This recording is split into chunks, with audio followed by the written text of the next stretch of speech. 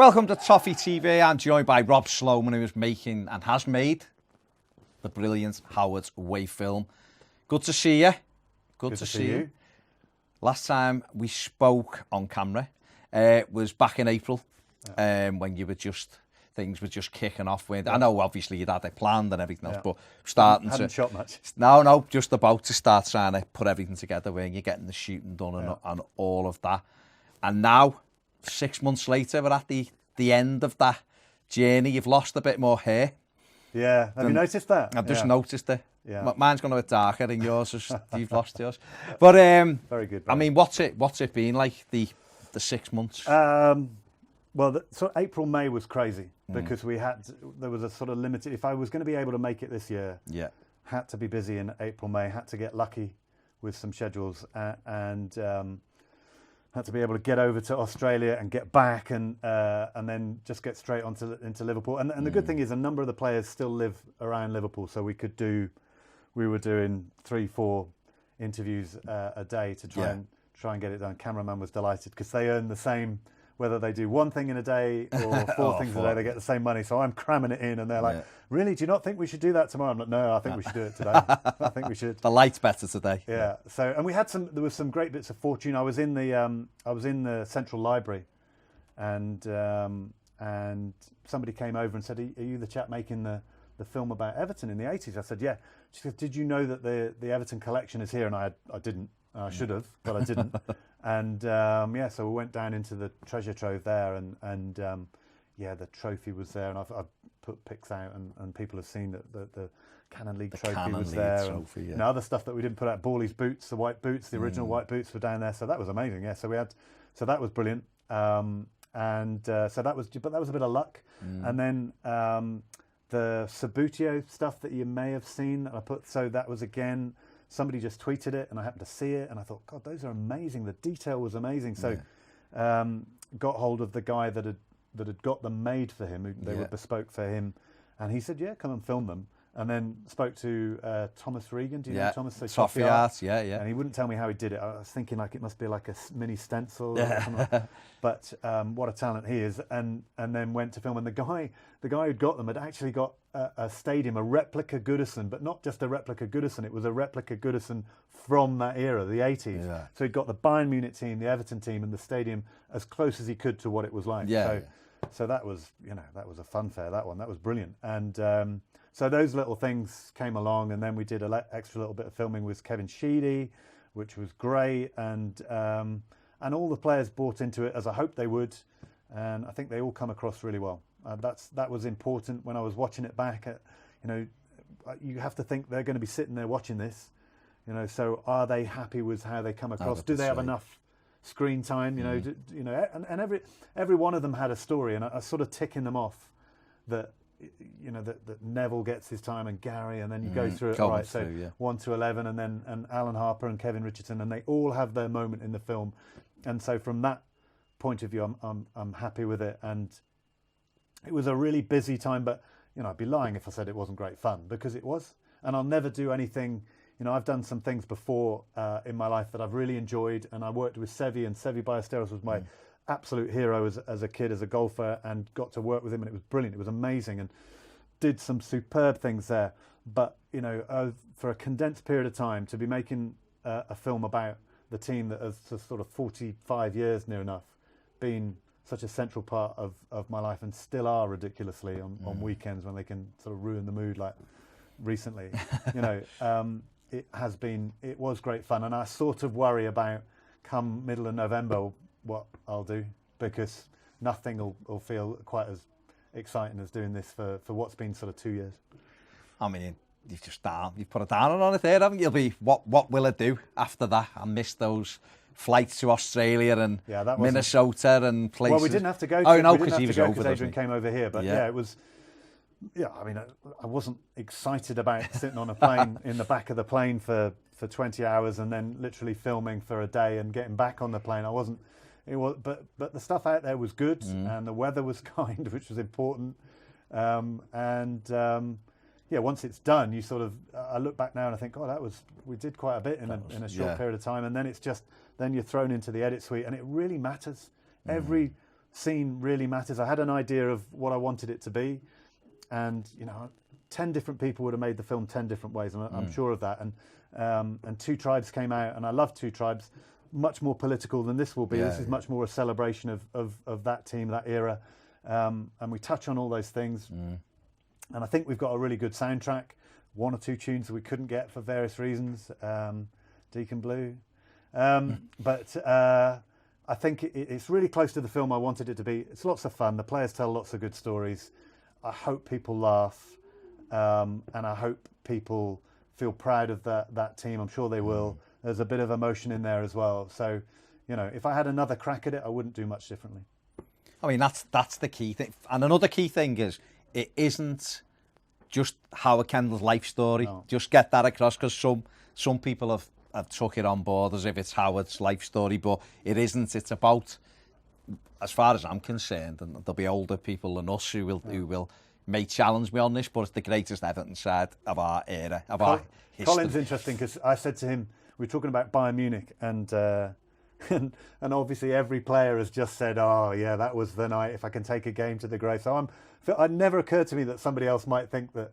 So Colin Harvey said, yeah, it's up there, be one of my top 5 or 6, but and then sort of went off down the path of his team in the late 60s, and I was like, oh, all right.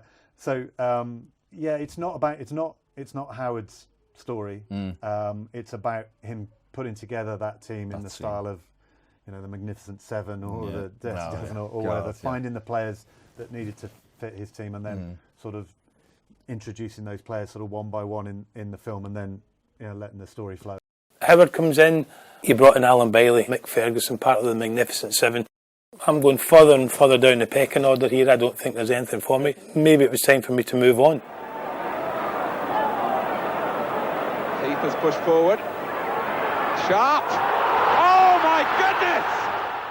It's a big thing, isn't it? The Magnificent Seven and 5-goal Fergie with a size 6 feet and all that, and Howard can 6'1" centre forward with size 5 or 6 feet doesn't really work, does it?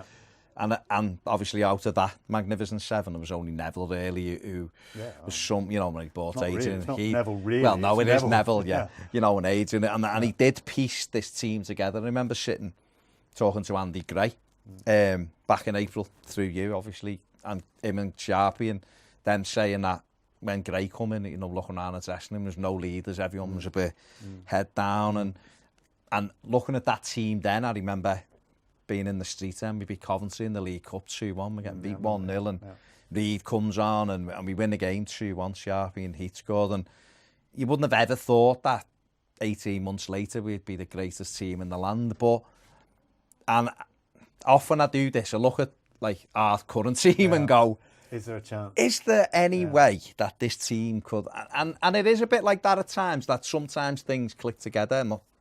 Before anyone certifies me as insane, I'm not saying Everton are going to win the league. No. But I'm just saying the way that team did come around because of the characters that Howard it was quite quick. had put together. It was quite quick. Well, 3 months... I mean, listen, I'm talking about that 2-1 win in the League Cup. Stood in the Gladys Street, there was 9,000 people there. We beat Coventry. Remember getting 68 home with me bag of chips. 2 months later, we sat there and we draw 0-0 with Coventry, and people are throwing cushions down, and we get beat by Wolves, and we go to Birmingham and we have to wear a different. We win 2-0, and then I was at Stoke on the Saturday. And I see Birmingham, Stoke, and Oxford.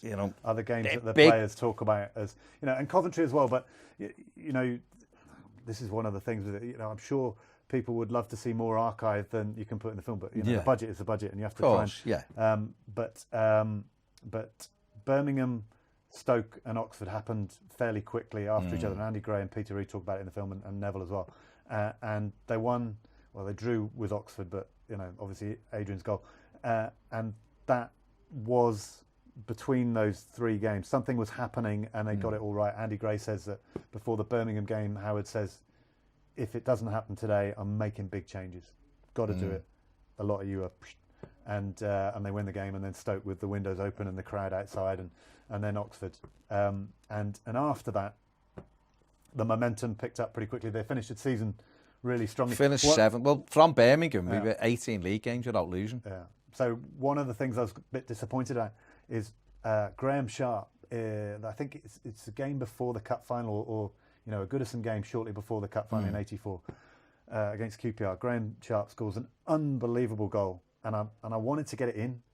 And the film at one point was 2.5 hours long, and we have to trim it back, And that goal was a casualty, because it's a fantastic goal. And if you haven't seen it, you should. I don't know whether it's on YouTube or not, but I'd never seen it before. Right. And I texted him and said, I've just seen this goal you scored, and I've got to put it in. And he was like, "Oh, cheers, pal." And now I've got to tell him that it's not in there. Oh. But it's a typical him goal.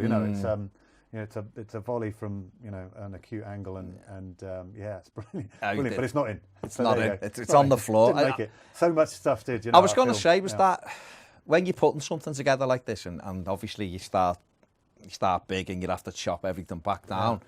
Was it difficult deciding? Horrible. Yeah, because I suppose it's all right so my editor's Australian mate of mine, Mike Brook, and he's a brilliant editor. But he also comes at it as a neutral, which is ideal, really, because otherwise, I'd be there, I'll put that in, that's amazing. Yeah. And the film's 3 hours, and you're like, but it's all good.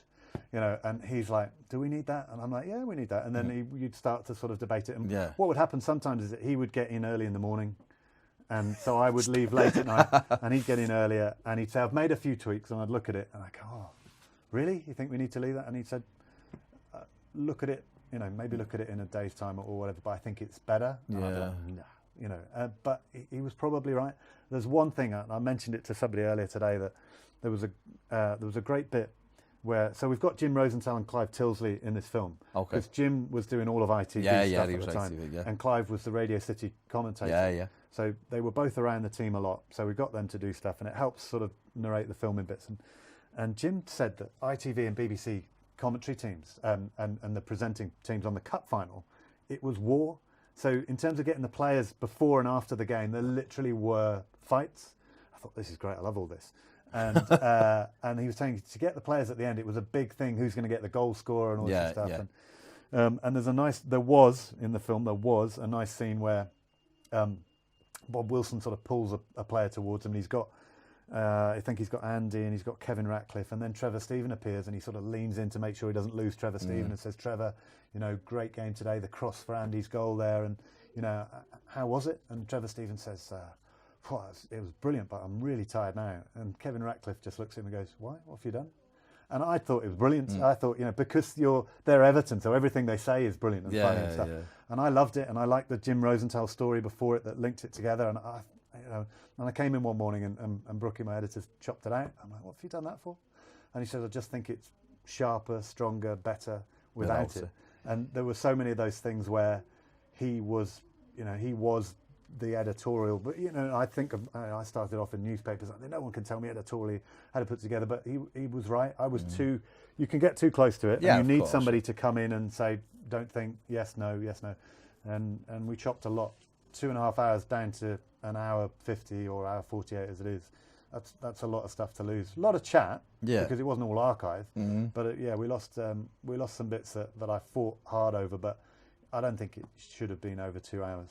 I think it feels okay. Okay, because I think it is tough. You feel like, well, I'd love to put it all on. Some of it's I've put on the DVD extras where it's chat. Right. Yeah. So the stuff where they talk about the dressing room, it's fascinating stuff. But it's fascinating stuff to a certain audience. And maybe it belongs on the extras and not in the. I'd love to have put half an hour of Manchester United, the 5-0. Yeah. Because most people haven't seen, they've seen the goals. Yeah, but the most play people anyway. haven't seen how good we were in that game.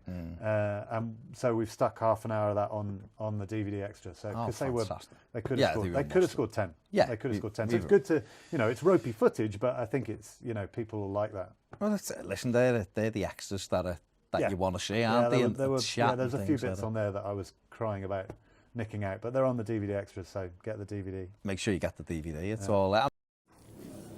This tie's not too low, is it? Trevor was always a cool dude. Oh, well, he had the hair, didn't he, for it? He had a je ne sais quoi, didn't he? A little bit of a fashion sense. Martin Dobson, one morning in the weight room at Burnley, pulled my socks up, first and foremost, stood me up, shoulders back, pulled the socks up, and he said, play smart, dress smart, think smart. Okay. Is this a nervous period for you now? Because obviously we've got it's on the Liverpool Film Festival on the 2nd, I think. Yeah. So it's November the 2nd is the Liverpool Film Festival gala premiere. They put us in quite a small screen and we've sold it out. So I'm hoping that we go to a bigger screen. Right. Okay. I think then it's Trevor's coming to that one. Oh, okay. Peter Reid, I think, and hopefully I get Graham Sharp there, maybe one or two others. So a good occasion. Yeah, that's good. But the players couldn't all do that day. date. Yeah. And I would so wanted them to have a celebration and as a team. I wanted. Everyone kept saying you never get them all together because they've all got things to do but I just thought, well, maybe there might be a date. So I kept going back to them saying, what about this date? No, I'm away, I'm here, I'm on holiday, and I just kept thinking, well, there must be one. And then we settled on November 11 as a date that most could do. And then, one or two of the other players started sort of saying, come on, it's all right for me to say it. But if Peter Reid says, please, can you do it? It's different. And I think that everybody, would love to get together, and this is a chance to do it. And maybe there'll never be another one. So they're going to get together on the 11th. I think we've got everybody there, and it all depends on Adrian and Minnesota whether we get the full team. But Colin's going to be there, and I think it'll be. And I really wanted that for them. Yeah. Because to those of a certain age, they were everything. I was going through school in Cornwall, miles away.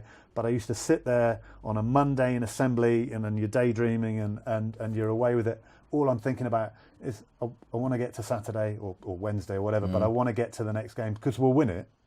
We're bound to win it because that's what we did. Kevin Ratcliffe says in the film, it's great to be in a team that's just winning. And that's what we did. I think there were 2 streaks in 84-5 where we won 10 games on the trot, all competitions, and didn't lose for 25, 26 games and only lost because we rested players because it didn't matter because we'd won the league. We were unbelievable, and it was the only time in my 50 years, 45 of them supporting Everton, it's the only time that I've been able... you just knew we were going to win games. We conceded early against Sunderland in April 85, and I knew we'd win that game, and I think the players knew they'd win that game. It was just how many we'd score. And on that particular day, we scored 3 fantastic goals, and they chucked in an own goal, I think, or Sharpie claims it. But that was what it was like, and that's the only time in my life, that period there, where you just knew you were going to give somebody a do. And I said to you earlier that nowadays you look forward to, like United last year. We got a chance today. Back then it wasn't we've got a chance today. It was like we'll do these today, and we'll give them a good kick in, and we did. And that's 2, 3, 4. Alan could play any position on the pitch and play it well, and so could Kevin Richardson. They come in, they did a job, they went out. 5, 6, 7, 8. We must have saved millions of pounds. Without them 2, we wouldn't have won anything. 10, 11, 12. Mainly 12.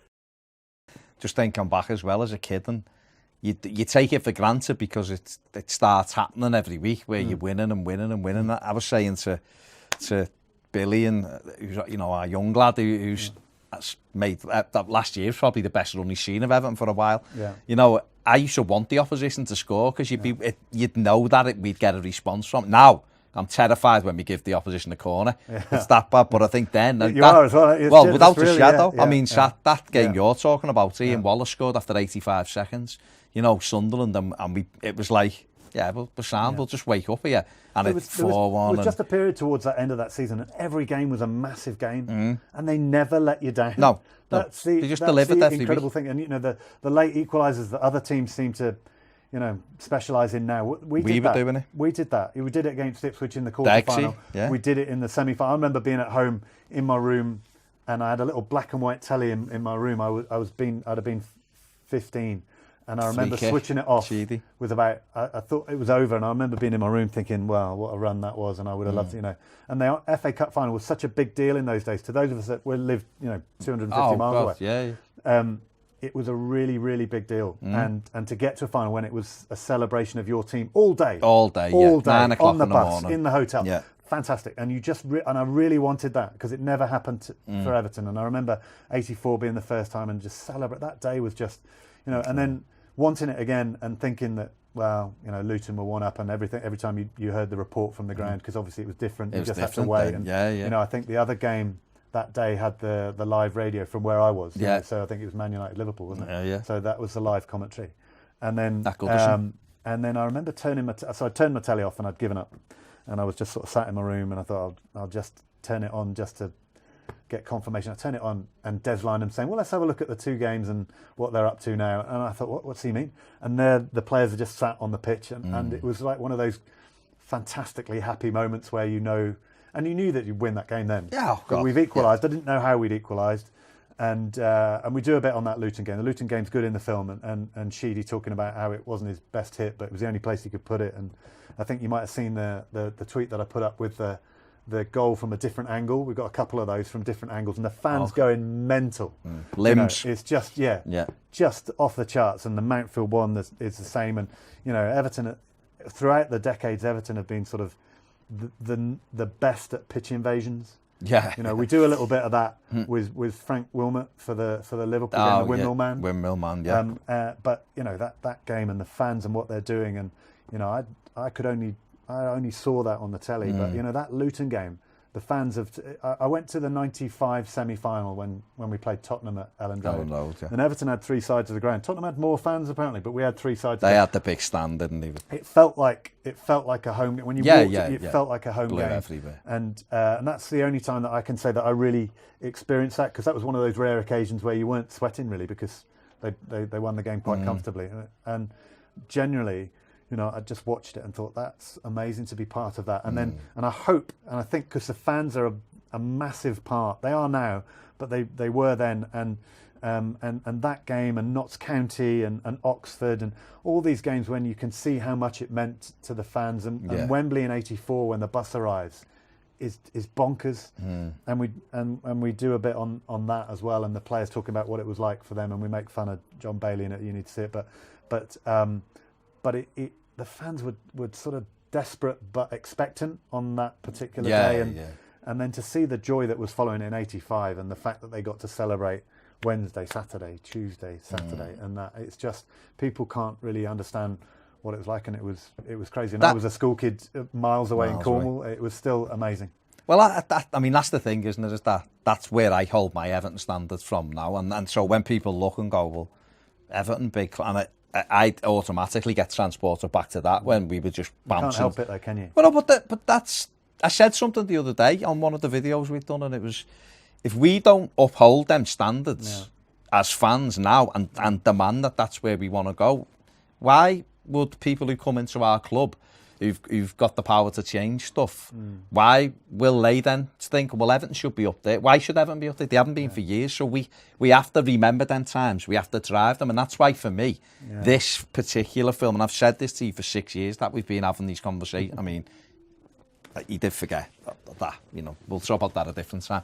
But the 6 years we've been talking about it is, we've had conversations about this team falling through the cracks and everything, is because this is such a incredibly important moment in Everton's history. It should never be forgotten, and has been by people, and it should be something that fans of Billy's age, you know, young whippersnapper over there, looks at and goes, oh my God, that team that I support, that's what even the Piv, who's probably, you know, I reckon he was around then, he tries to tell me he's only 30, but I don't know.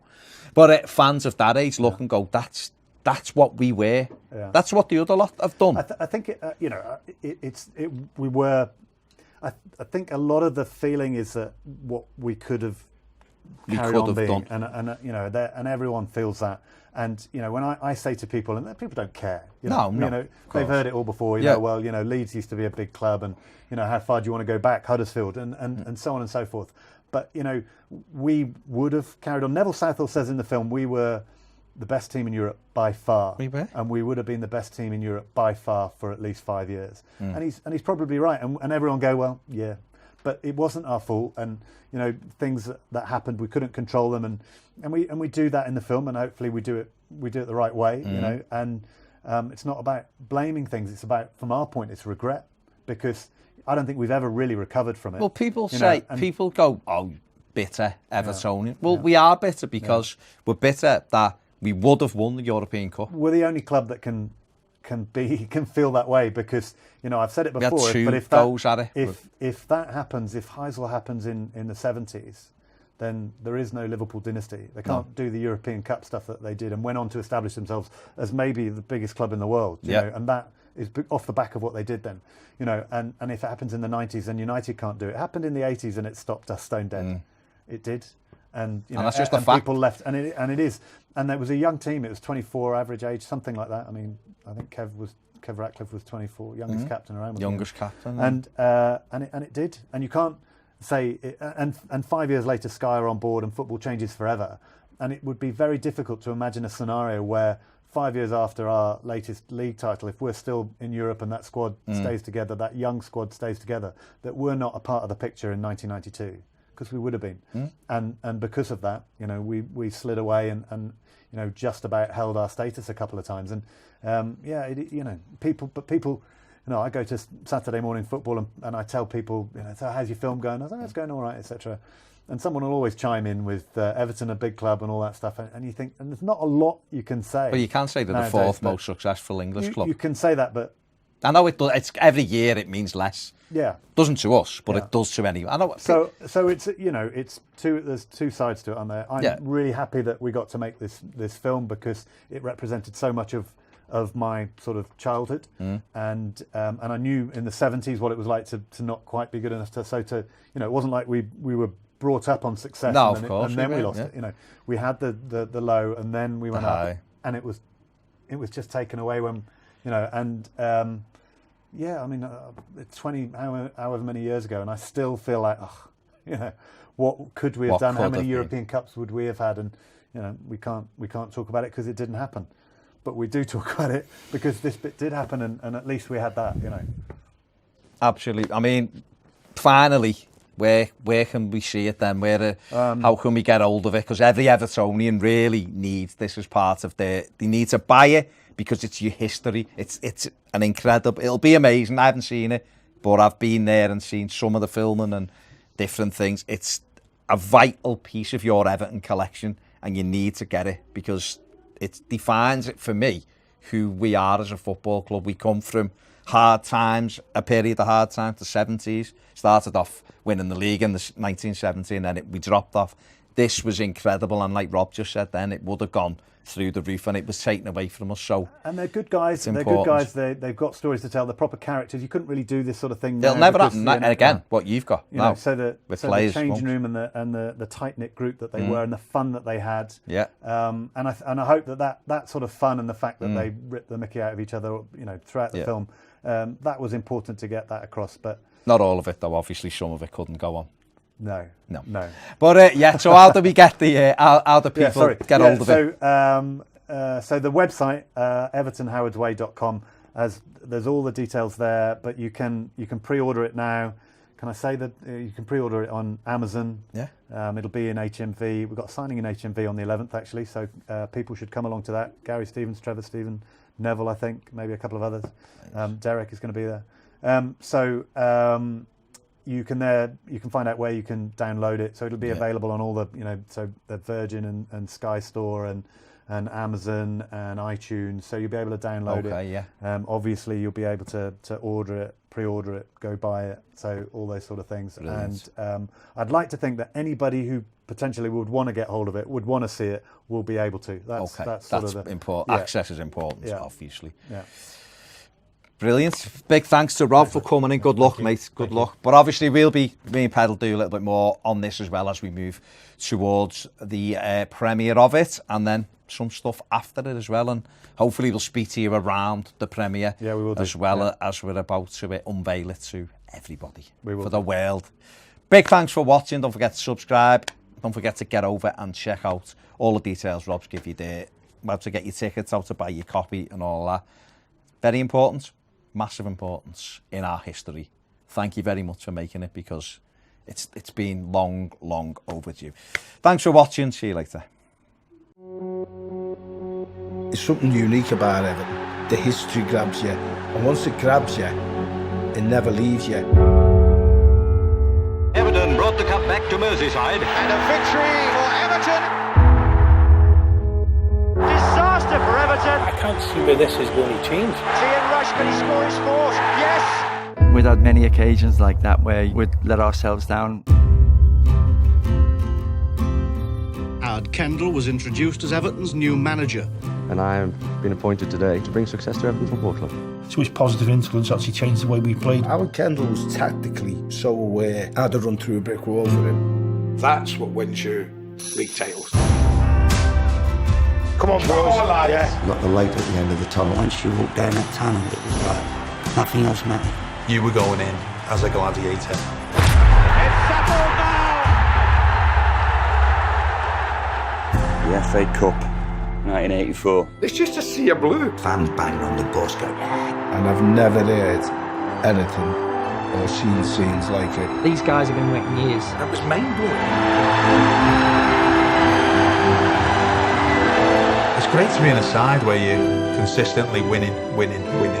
It's the ultimate. You are champions of England. When I think of Everton, I think of Howard Kendall.